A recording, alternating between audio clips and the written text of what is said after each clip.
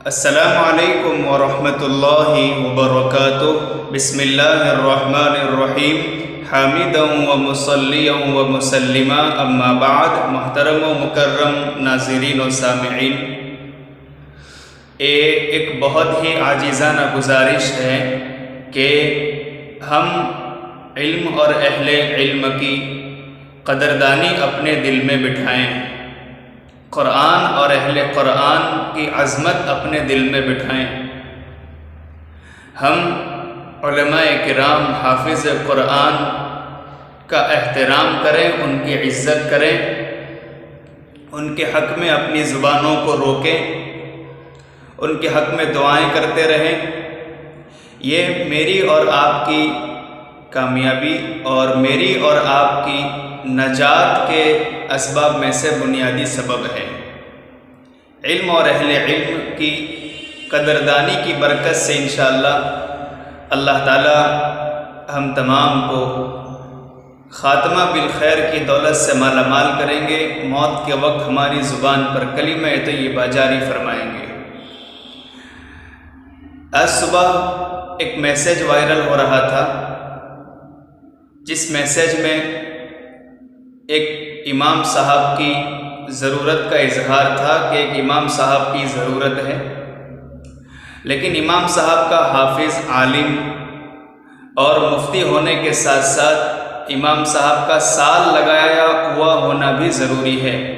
یہ ایک کڑی شرط تھی کہ امام صاحب کا سال لگایا ہوا ہونا شرط ہے، تو اس کے مطابق ہم ان کو فوقیت دیں گے، اور شادی شدہ ہونا بھی ضروری ہے، اور جو نائب امام صاحب ہوں گے ان کا صرف حافظ ہونا ضروری ہے۔ اب اندازہ لگائیے کتنے افسوس کی بات ہے، کیا ذہنیت بنتی جا رہی ہے کہ ایک عالم صاحب کے لیے سال لگانا بھی اب ضروری ہے، اس کے بغیر وہ امامت کا مستحق نہیں ہو سکتا، اس کے بغیر اب وہ فضائل اعمال پڑھنے کے لائق بھی نہیں ہے۔ کس قدر غلو کیا جا رہا ہے۔ ایک عالم 15 سال تک محنت مشقت کے ساتھ اپنی زندگی مدرسے کی چہار دیواری میں گزارتا ہے اور عالم دین کہلاتا ہے، حافظ قرآن بنتا ہے۔ اب اگر وہ کسی مدرسے کی درسگاہ میں بیٹھ کر قرآن پڑھا رہا ہے، تفسیر کا درس پڑھا رہا ہے، حدیث شریف پڑھا رہا ہے، تو یہ بھی دین کی خدمت ہی ہے۔ اگر کوئی عالم دین تصنیف و تالیف کے شعبے سے منسلک ہے، کتابیں لکھ رہے ہیں، تو وہ بھی دین کی خدمت ہے۔ خانقاہیں یہ بھی دین کی خدمت ہی کے مراکز ہیں، مرکز ہیں۔ مکتب پڑھانے والے بھی دین کی خدمت کر رہے ہیں۔ پھر کیا وجہ ہے کہ جب تک عالم دین دعوت و تبلیغ کی اس مبارک محنت سے اپنے آپ کو نہ جوڑ دے، سال نہ لگائے، وہاں تک وہ گویا دین کی خدمت ہی نہیں کر رہے ہیں، یہ سمجھایا جا رہا ہے۔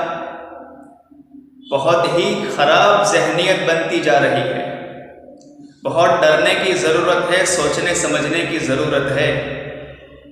ابھی ایک عالم صاحب نے بتلایا کہ ہمارے ایک دوست جو کہ عالم دین ہیں، ایک مسجد میں انہوں نے امامت کے لیے درخواست کی، تو ٹرسٹی حضرات نے کہا کہ آپ کا سال نہیں لگا ہے، لہٰذا آپ امامت کے مستحق نہیں ہیں، آپ امامت نہیں کرا سکتے۔ کتنے افسوس کی بات ہے۔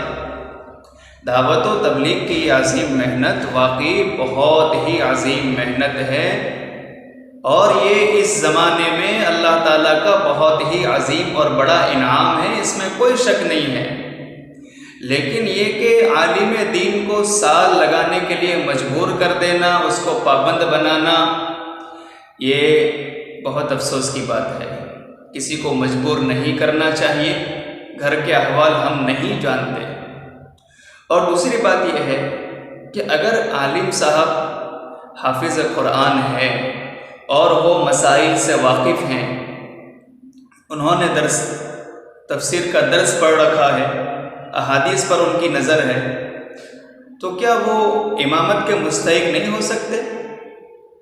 ابھی ہمارا بہار کا سفر ہوا، تو بہار کے ایک مسجد میں ہمارا قیام تھا، وہاں کے امام صاحب نے بتلایا کہ میں فضائل اعمال کی تعلیم کر رہا تھا، تو مجھے روکا گیا کہ امام صاحب آپ کا سال نہیں لگا ہے، لہٰذا فضائل اعمال ہم کو دے دو، آپ پڑھنے کے لائق نہیں ہیں۔ حالانکہ وہ مظاہر العلوم سہارنپور کے فارغ تھے۔ یہ کیا ذہنیت بنتی جا رہی ہے؟ لوگ آج کل غلو کا شکار ہوتے جا رہے ہیں۔ اس محنت میں اپنے آپ کو لگائیں۔ ہم تو ترغیب دیتے ہیں کہ اس محنت سے اپنے آپ کو جوڑیں، جی، گھر گھر کی ملاقات کا اہتمام کریں، گشتوں میں پابندی سے شرکت کریں، اور اس عاجز کو دعوت و تبلیغ کی اس عظیم الشان محنت سے کوئی دشمنی نہیں ہے۔ الحمدللہ اللہ رب العزت نے مجھے سعادت دی ہے کہ ماہانہ اجتماعات میں بھی اس عاجز نے بیان کیا ہے، اور پٹنہ تبلیغی مرکز پر بھی بعد نماز فجر ہفتہ واری اجتماع میں اس عاجز کو بیان کا موقع ملا ہے۔ لیکن جب یہ صورتحال دیکھتے ہیں کہ ایک عالم دین کو مجبور کیا جا رہا ہوتا ہے، اگر آپ سال نہیں لگائیں گے تو آپ کو مدرسہ پڑھانے کا حق نہیں ہے، امامت کا حق نہیں ہے، یہ بہت ڈرنے کی ضرورت ہے۔ یہ عالم دین کی ناقدری ہے، ان کی بے عزتی ہے، اور ان کی عظمت ہمارے دل میں نہیں ہے، اس کی کھلی علامت ہے۔ تو میرا یہ پیغام عافیت ہے کہ خدا را کسی کو مجبور نہ کریں، کسی کو مجبور نہ کریں، اپنے آپ کو اس محنت سے جوڑے رکھیں، اپنی اصلاح پیش نظر رکھیں۔ یہ ایک خیر خواہانہ مشورہ ہے، یہ ایک خیر خواہانہ مشورہ ہے۔ آج کل علماء دین کو حقارت بھری نگاہ سے دیکھا جا رہا ہے، اور پھر اس میسیج میں یہ بھی لکھا تھا کہ ہم معقول تنخواہ دیں گے۔ اب ایک امام مسجد کی تنخواہ ہی 7,000 ہوتی ہے، 8,000 ہوتی ہے۔ جی، میں ایک عاجزانہ اور مخلصانہ مشورہ ٹرسٹی حضرات کو دوں گا کہ کیا آپ کا گھر 7-8 ہزار کی تنخواہ میں چل جاتا ہے؟ جی، امام مسجد عالم دین ہے، حافظ قرآن ہے، آپ سے ان کا مقام بہت ہی بڑا ہے۔ تو جب ان کا مقام اتنا ہی بڑا ہے تو ان کو ان کی تنخواہ بھی اسی کے مطابق دی جائے۔ جی، اب امام صاحب مصلی پر کھڑے ہیں، تنخواہ بہت ہی کم ہے، اور لوگ شکایتیں کرتے ہیں کہ جی نماز میں دل نہیں لگ رہا، جی نماز میں دل نہیں لگ رہا۔ امام صاحب کا فرزند، امام صاحب کا بیٹا ہسپتال میں داخل ہے، وہ بیچارے مصلی پر کھڑے ہیں، لیکن پریشان اس بات سے ہیں کہ پیسوں کا انتظام کیسے کریں گے۔ جی، تو جب امام صاحب کو ہم اس طرح پریشان کریں گے اور ان پر شرطیں لگائیں گے اور اس طرح ان کی عظمت پر کیچڑ اچھالیں گے، پھر اللہ تعالیٰ کی ذات سے یہ امید بھی رکھیں گے کہ اللہ تعالیٰ ہمیں خاتمہ بالخیر کی دولت سے مالا مال کریں گے، یہ بہت ہی ناممکن ہے۔ اس لیے میری عاجزانہ گزارش یہ ہے، آپ بالکل برا نہ لگائیں۔ آپ جہاں کے بھی رہنے والے ہیں اور جہاں سے آپ ہماری یہ ویڈیو سن رہے ہیں، آپ بالکل بھی برا نہ لگائیں۔ یہ میری ایک عاجزانہ گزارش ہے، کسی عالم دین کو مجبور نہ کریں کہ آپ پہلے سال لگائیں، اسی کے بعد ہم آپ کو مدرسے میں پڑھانے کی اجازت دیں گے، یا کہ مسجد میں پڑھانے کی اجازت دیں گے، اس کے بغیر آپ امامت نہیں کر سکتے۔ یہ سب جاہلانہ باتیں ہیں، ان سے اپنے آپ کو روکے۔